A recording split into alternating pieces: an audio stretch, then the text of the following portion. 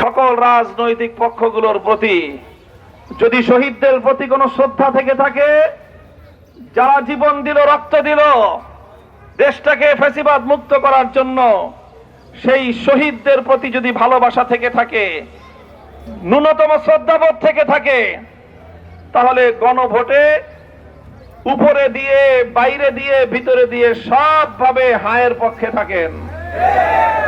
উপরে দিয়ে হায়ের পক্ষে বলবেন, আর তলে তলে নায়ের পক্ষে ক্যাম্পেইন করবেন। যারা উপরে এক কথা বলে, তলে আরেক কথা বলে, আপনাদের দেশে কি বলে তাদেরকে? বাংলাদেশে এই মুনাফিকের রাজনীতি চলবে না।